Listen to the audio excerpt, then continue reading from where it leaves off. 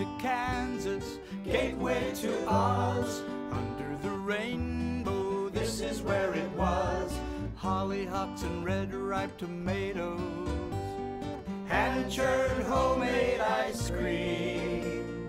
Let me tell you, Kansas is more than tornadoes. It's the best part of Dorothy's dream. I'm Deb Bisel. Welcome to a very special episode of Around Kansas. We're in the quaint little cemetery of Elmdale, and then we're going to go back home to Patrick County, Virginia, to my home, where this young man, Sergeant Neale Narramore, gave his life during World War II in the service of his country. You won't want to miss this incredible episode of Around. Closed captioning brought to you by Kansas Soybean Commission. The Soybean Checkoff, progress, powered by Kansas farmers. Around Kansas, brought to you by Tarwater Farm and Home. Come on by, we'll treat you like family. Welcome to Around Kansas. I'm Deb Bisel. What an incredible story we have for you today, and what a gratifying story this has been for me to research. Now, I grew up pretty much knowing about the plane crash in 1944 on Bull Mountain in Patrick County, Virginia, that killed the 11 crewmen aboard, including Neale Narramore from Elmdale, Kansas. There was just a few years ago, a memorial was placed on the courthouse lawn back in Stewart, Virginia, and there's a memorial on the mountain to them, thanks to my good friends Clarence Hall. In researching this story, though, I've come across such a much bigger story.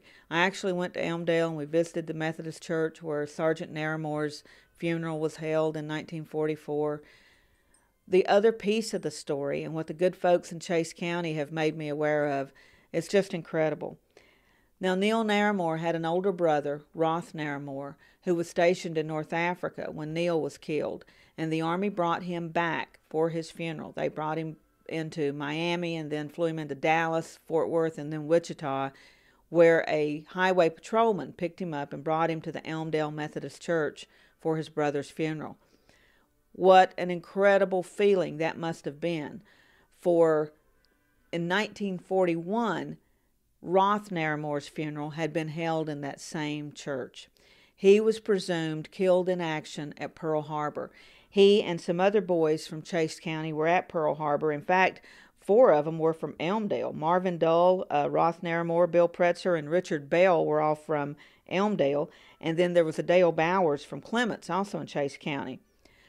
So when the bombing occurred, Roth Narramore sent his parents a telegram. Just 4 words: "Am safe, don't worry." So how relieved they must have been to have gotten that telegram. But not long afterward, they got a telegram from the War Department that said their son had in fact been killed in action at Hickam Field. So a week later, they had a funeral for Roth Narramore at the Elmdale Methodist Church. Of course, the entire community, a little bitty community like this, everybody's going to be affected by that. 10 hours after Roth Narramore's funeral, they get another telegram from the War Department. "We are gratified to inform you that our previous telegram was in error, and your son is severely wounded but alive." Can you imagine what this poor family had gone through? Thinking he was okay, then thinking he was dead, having a funeral for him, and then realizing that he was alive. And can you imagine when they got word that the younger son had been killed back in Patrick County, Virginia, just in a training mission? Can you imagine how hopeful they must have been that that report, too, must have been an error, and how they must have waited, hoping that they would receive yet another notice that their son was still alive? What a heartbreaking story. I just can't imagine the roller coaster of emotions that this family went through. And we were able to contact several of the family members and some of the folks back in Chase County. And I want you to know these men aren't forgotten. And we're just so pleased to share their story with you today. Stay with us.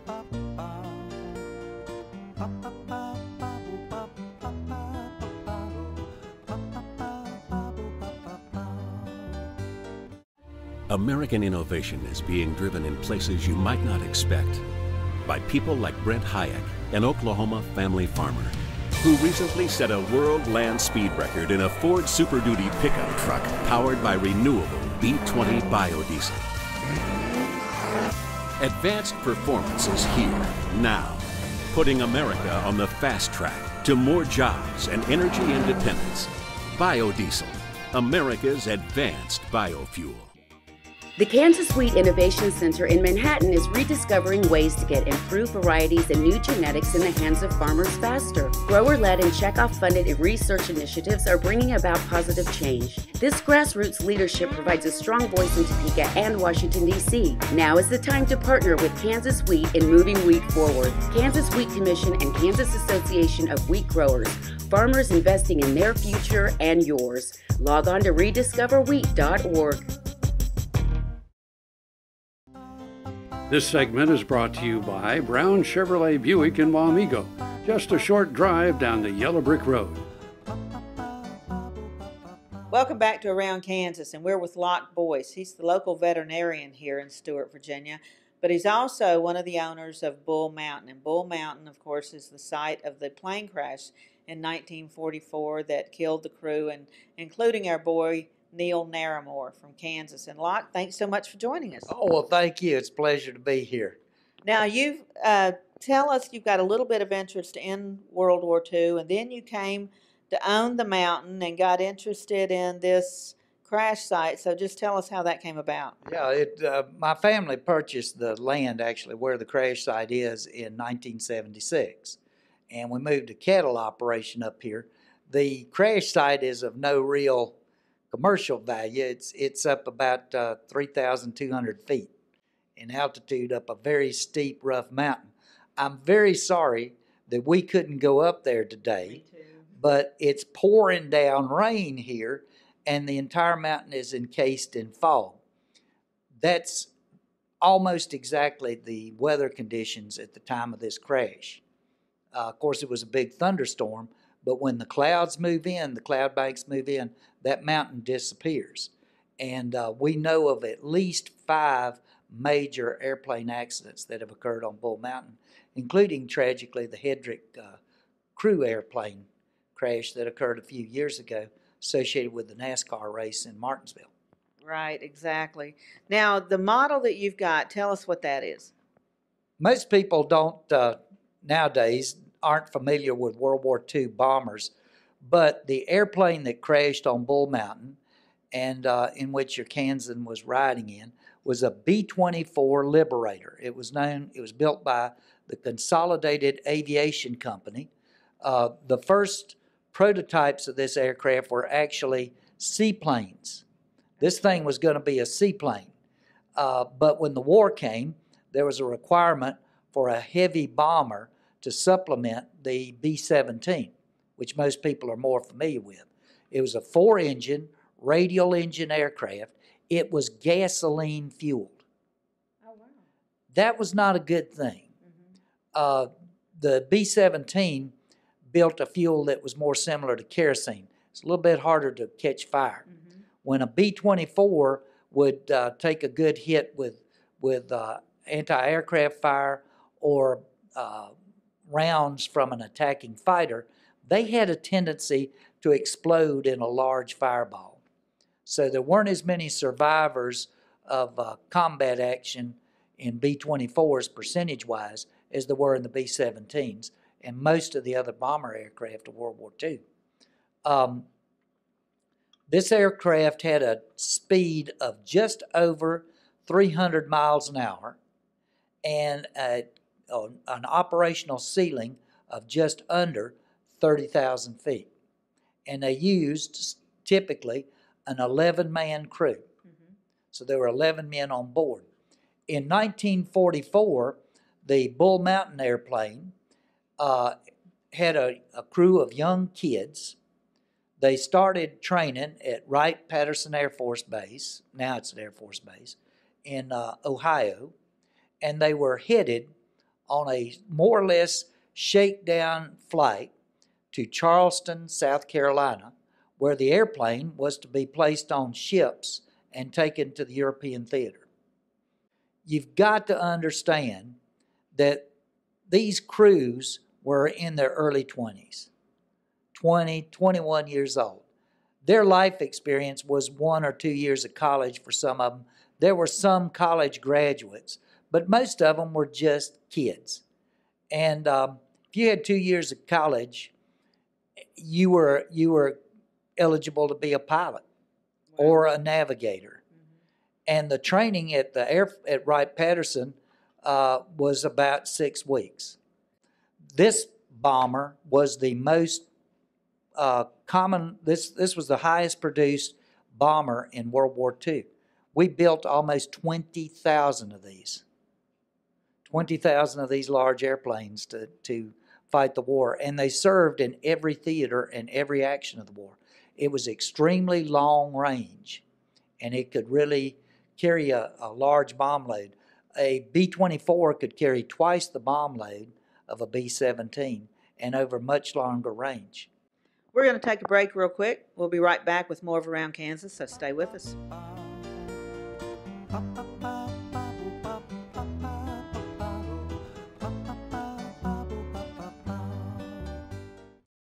Hello friends, I'm Ernie Rodina. And I'm Dawn Dawson with the Better Horses Radio Show. For over 9 years, we've been bringing the Better Horses Radio Show to markets all across the Midwest. We talk about God, lots about horses. We talk about cows, we talk about horse health, we talk to top trainers, and we even talk about Roy Rogers. We are having a blast with Better Horses Radio Show and would love to take it to a market near you. So visit our website at betterhorsesradio.com and let us or your local radio station know you'd like to hear it in your area. The Better Horses Radio Show is unbelievable.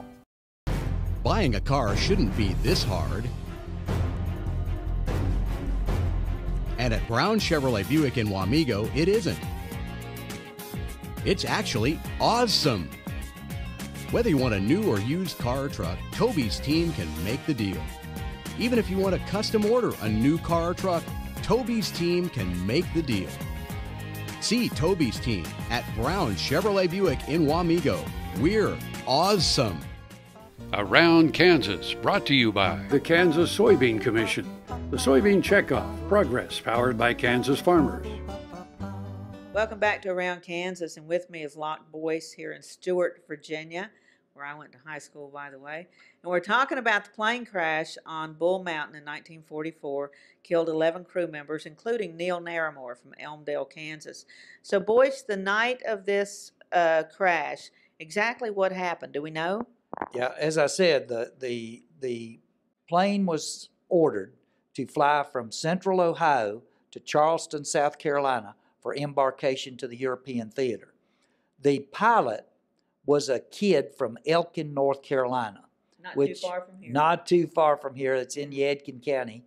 And he had written, his daddy was on the local drugstore, and he wanted to fly his airplane over his mother's house on their way to Charleston. And he told her that he was going to let down his landing gear if it was during the daytime, or flash on and off the lights if it was at night, so she would know that that low-flying airplane over their little farm was him, headed to war. But he had a young, very inexperienced navigator, and they got lost. And they wound up in one of these early spring thunderstorms that we have here in Virginia, as you know, which are really stupendous, especially along these mountains. And the reports were, because there was no direct radio contact with this aircraft, the reports were that the airplane was flying very low, trying to find a hole in the cloud cover so that they could identify any ground feature to reorient themselves and tell where they were. They flew up this road here, which is now called Tudor Orchard Road, following the path of that road. The road goes between two big mountains. When they got through that, the airplane gained altitude. Evidently, the pilot became aware that there were mountains around him. So they gained altitude. They went up over the top of Bull Mountain, and then they turned back to the south. And as they turned back south, the plane impacted the ridge of Bull Mountain, just below Richwood Knob. 50 more feet, 50 feet, and this airplane would have cleared the ridge, and you might be interviewing Mr. Narramore to get his memoirs. It was tragic. To this day, and had we gone to the crash scene, you can see the damage to the side of the mountain where each of these 4 engines impacted, and the nose. So there are 5 holes in the side of the mountain just below the ridgeline. Now the right outboard engine actually hit the mountain and broke off and continued to fly, if that's what you call it, over the top of the ridge and went quite some distance down into a valley, the Rich Creek Gorge. And we found it in 1979 along the Rich Creek. So parts of this airplane were not discovered until relatively recently. We're going to take a break real quick. We'll be right back with more of Around Kansas, so stay with us.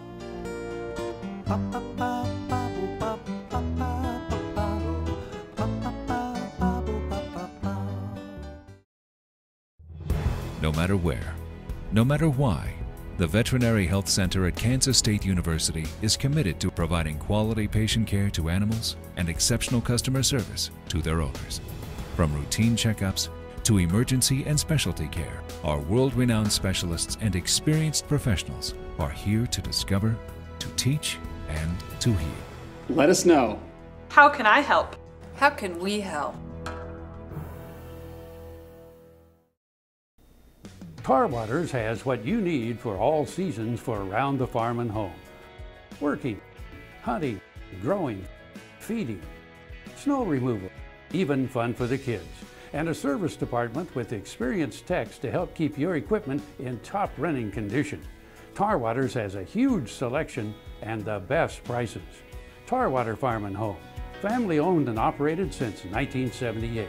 They have what you need. Hey folks, Dr. Dan from Doc Talk. If you miss us on Monday morning, you can join us at 6:30 a.m. every Sunday morning on RFD TV. Doc Talk has a national following. We're sure glad that you joined us on Mondays, but if you miss us and you want to catch us out on a Sunday morning, get up at 6:30 a.m. and we'll be right there, RFD TV, 6:30 a.m. Central Standard Time, and I'll see you down the road.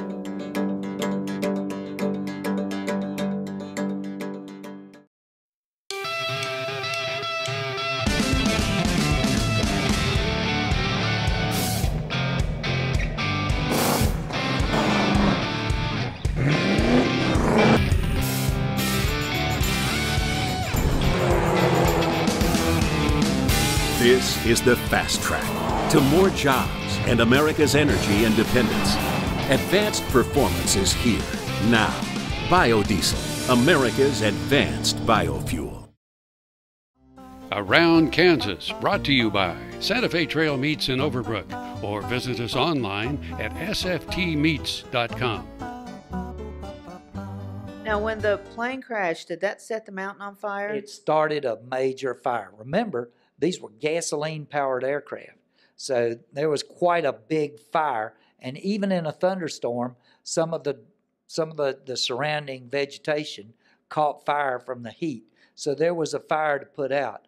Mr. James Marshall Orr, at that time, was the he was the senior equipment operator for Cabell Tudor, who owned the property in those days. Mm-hmm.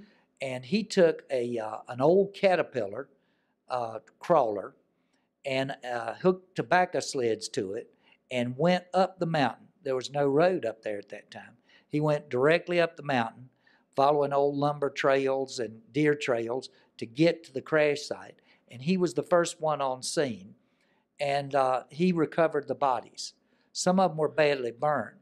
But one body had been ejected from the aircraft, strapped to its seat. And this poor guy was found seated in his seat, still strapped in, and looking relatively unscathed in the woods. He was just sitting there.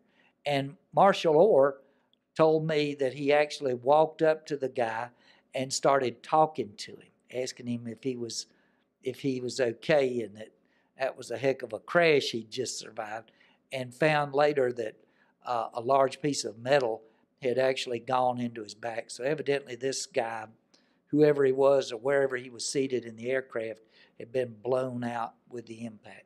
So he was already dead when he was... He was dead. There were no survivors. They were all killed instantly on impact. And all of the other ones were severely burnt. Now, when they, I can't even imagine what it was like to recover those bodies from up on the mountain and then the debris. And somebody told me that there are places to this day that the grass won't grow because it was so badly scorched. Well, that's kind of an exaggeration. The grass won't grow because it's really rocky up there. Okay. But you're right that when you walk around that crash site, you're walking on melted aluminum. Wow. These things were built out of aluminum. And incidentally, this particular aircraft that crashed on Bull Mountain was not painted. It was a bare aluminum with no paint on it. The paint wasn't that the paint was burnt off, but if you've noticed the pieces of the airplane that you saw, that was natural aluminum, and that was normal because a lot of them went actually all the way to Europe before they actually painted them.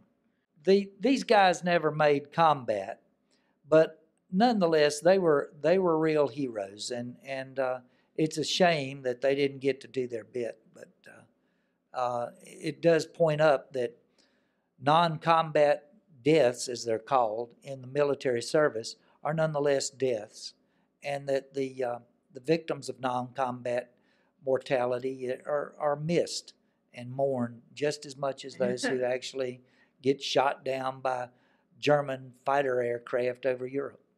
We're going to take a break real quick. We'll be right back with more of Around Kansas, so stay with us.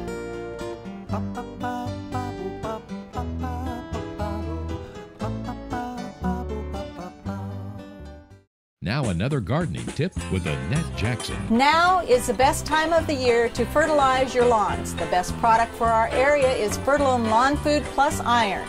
With its blend of fast and slower release nitrogen and a complete formula of minor nutrients, Fertilome Lawn Food Plus Iron provides your lawn with nutrients for the darkest green lawn in your neighborhood. Bring in a soil sample from your lawn for a free pH test. Get your soil recommendations from the experts at Jackson's. Soil is the life of a farm, and for 25 years, SureCrop Liquid Crop Nutrition has helped growers produce abundant quality crops while preserving and improving the soils they steward. SureCrop offers complete soil and plant analysis with cropping recommendations, delivery direct to your on-farm storage, and quality crop nutrition custom blended for your field. Choose SureCrop for the assurance of excellence for your soil. Call today or visit their website for more information. Around Kansas, brought to you by the Kansas Soybean Commission. The Soybean Checkoff, progress powered by Kansas farmers. Well, Locke, thanks so much. And again, I'm sorry that we can't go up on the mountain today and visit, but if people want to come to Patrick County and do that, can you arrange that? Oh, yeah. I want to extend an invitation. Anybody from Kansas, please come to Patrick County. I think it is as beautiful as anywhere else in the country. We do have some many tourist attractions, and if you would like to visit this crash site, you can contact me through the veterinary hospital here, and we'll arrange for you to make a trip up there. Wonderful. And if I got any time at all, I'll go with you. I love going up there. It's a beautiful, isolated place in the mountain, and it is a very, to me, it is almost like a war graves memorial, and it's a very somber, interesting, and beautiful place to be. And I'm sorry these guys didn't have 50 feet more altitude. Thanks so much.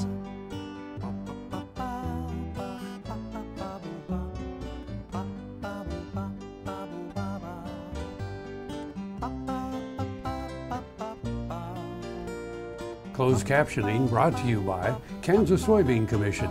The Soybean Checkoff, progress powered by Kansas farmers. Welcome to Kansas, gateway to Oz. Under the rainbow, this is where it was.